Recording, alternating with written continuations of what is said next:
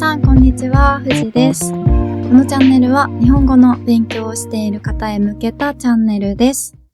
リアルな日本の文化や私の身の回りで起きたこと、日々感じたことなどをゆるくお話ししていきます。学校で習わないような自然な日本語をお届けするので、皆さんのリスニング力向上に少しでもお役に立てたら嬉しいです。先々週ぐらいに友達と2人で韓国旅行に行ってきました。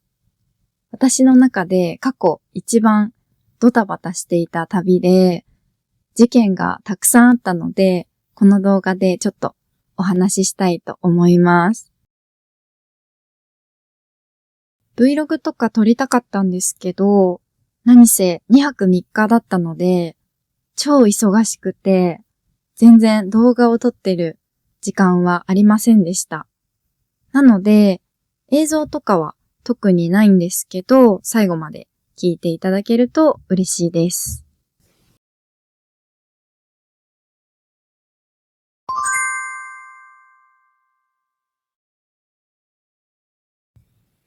はい。私も友達も初めての韓国だったので、最初はやっぱりソウルかなということで、ソウルに行ってきました。東京からソウルまでは飛行機で2時間半ぐらいで行くことができます。近いですよね。寝てたらあっという間に着いちゃいます。韓国についてびっくりしたんですけど、日本人が本当にたくさんいるんですよね。私の周りの友達とかもみんな韓国旅行に行っているので、日本人いっぱいいるんだろうなとは思っていたんですけど、想像以上にたくさんいて驚きました。しかも、現地の韓国人の店員さんとかも日本語を話してくれるので、そこら中から日本語が聞こえてきました。外国で日本語が通じるっていうのは不思議な感覚でしたね。はい。ショッピングしたり、可愛いカフェに行ったりして、すごく楽しかったんですけど、いろいろ大変なこともありました。韓国といえば美容医療ということで、私もやってきたんですよ。日本でやるよりも、すごく安くできるんですよね、韓国だと。そう。整形とかをする勇気はなかったので、肌をきれいにする治療をしてきました。初めてだったので、ちょっと緊張しながら友達と2人でクリニックに行きました。肌治療もいろいろあると思うんですけど、今回私がやったのは、リジュランっていう肌の奥に美容成分を注射するっていうやつです。まず流れとしては、最初に顔の写真を撮って、で、私の肌を分析して、その結果をもとにクリニックの人と一緒にメニューを決めます。その後、実際にやってもらうっていう流れでした。私は目の下のクマ？目の下が影みたいに黒く見えるやつです。が気になっていたので、それに効くものをやりたくて、で、店員さんに相談して目の周り用のリジュラン、アイリジュランっていうメニューを選びました。で、なんか、無痛システムっていうやつがあって、無痛ってない、痛いって書いて、無痛ね。そう。そのシステムで注射すれば痛くないですよって話だったんですよ。私痛いの嫌いなので、もちろんつけますって言って、お金払って無痛システムにしたんですよ。いざベッドに寝っ転がって、ちょっと緊張しながらも、無痛だし安心安心ってね、思いながら、で、いざ注射したら、めっちゃ痛いんですよ。もう、本当に痛くて、あ、これ絶対無痛システムじゃない。病院の人間違えちゃったんだと思って、すごく痛いんですけど、これ無痛システムですかって通訳の人に聞いたんですよ。そしたら、そうです。無痛システムじゃなかったらもっと痛いですって言われて、もう絶望ですよね。もう泣いてましたからね、痛すぎて。美しくなるには我慢が必要なんだなと思いながら頑張りました。無痛っていう名前が良くないですよね。その名前だったら全然痛くないんだって思うじゃないですか。そして肝心の効果なんですけど、まだ実感できていません。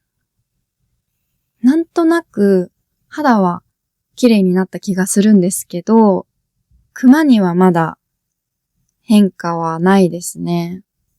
これから効果が現れることを期待しています。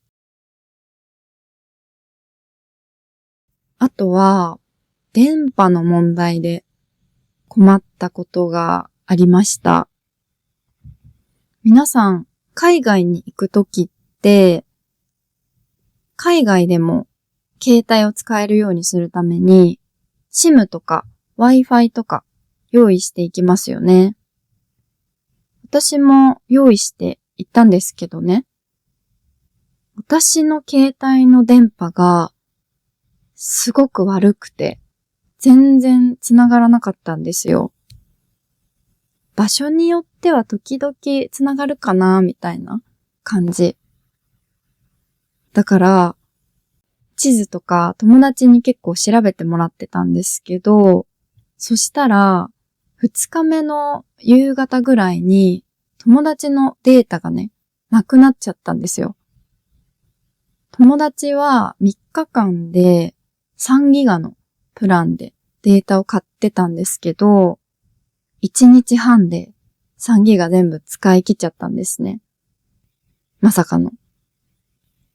そう。友達の携帯では何も調べられなくなっちゃって、で、私の携帯もその場所だと電波がなかったので、何も調べられない状況になっちゃったんですよ。その時、ソンスっていう場所にいて、そこから電車に乗ってホテルに帰らないといけなかったんですけど、まず、ソンス駅に行くまでの道もわからないし、どの電車に乗ればいいかもわからないってなって、めっちゃ焦りましたね。私も友達も韓国語は読めないし、話せないので、どうしようかと思ったんですけど、英語を頼りに頑張りました。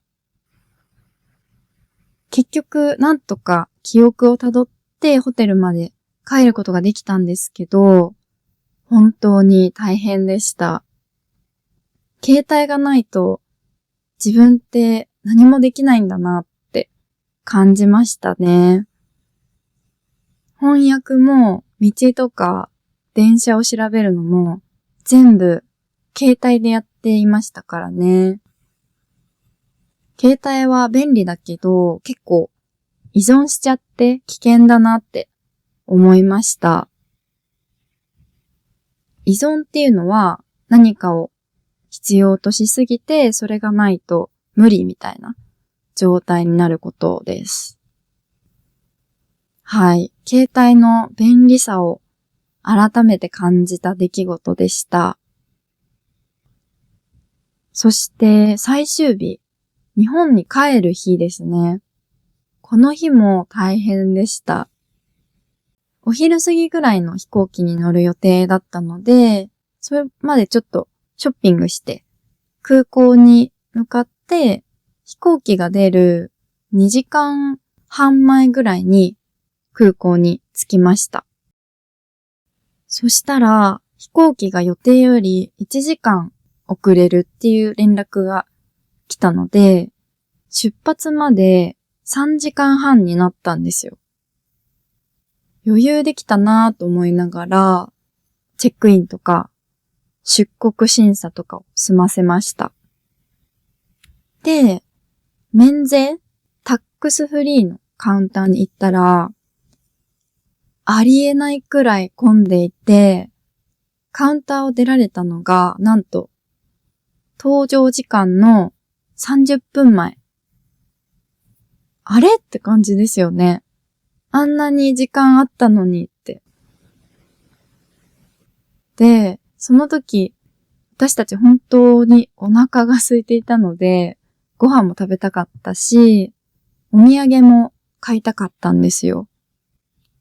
もうご飯は買って飛行機の中で食べようって話になって、ダッシュでパンとお土産を買いました。その時点で出発まであと15分ぐらいでした。で、搭乗ゲートに向かおうってなったんですけど、その時、私たちがいたのは、ゲート番号30番ぐらいのところだったんですよ。そして、私たちの乗る飛行機は110番ゲートでした。なんか遠そうだなぁとは思ってましたよ。私たちも。でもまあ、15分あれば大丈夫かなと思いながら、早歩きで歩いていたら、ある看板が出てきたんですね。110番ゲートへは電車に乗らないといけません。ここからだと15分ぐらいかかりますって書いてありました。まさかの電車に乗らないといけなかったんですよ。ああ、終わったと思いながら電車に乗って降りてダッシュしました。で、頑張って110番ゲートに着いたんですよ。ああ、なんとか間に合ったと思ったら、成田空港行きはゲートを移動しましたって張り紙がありました。早く行ってよって思いながらまた別のゲートまでダッシュ。結局、飛行機はさらに遅れていて、まだ搭乗は始まっていませんでした。いやー、本当に焦りました。時間に余裕を持つのは大事ですね。皆さんは私たちみたいにならないように、時間には余裕を持って行動してください。ちなみに空港で急いで買ったお土産は、韓国のお土産で有名なハニーバターアーモンドだったんですけど、後で計算したらめっちゃ高くてびっくりしました。急ぎすぎてあまり値段も見ないで買ったんですけど、やっぱり空港でお土産買うと高いですね。まあ美味しかったのでいいんですけど。その空港のお土産屋さんはドル表記で値段が書いてあったんですけど、海外の通貨だと値段がよくわからなくなりますよね。同じ友達とドバイ旅行に行った時に、友達がヘジャブ、頭に巻く布を買ってたんですけど、2000円だと思って買って、後で考えたら2万円だったみたいなこともありました。皆さんも桁だけは間違えないように気をつけてください。ということで、今日は韓国旅行についてお話ししました。お話ししたこと以外にも、タクシーで英語が通じなくて困ったりとか、頼んだ料理が辛すぎたりとか、いろいろありました。今回の旅ではものすごく大変なトラブルが起きたわけではなかったんですけど、個人的にはドタバタした旅でした。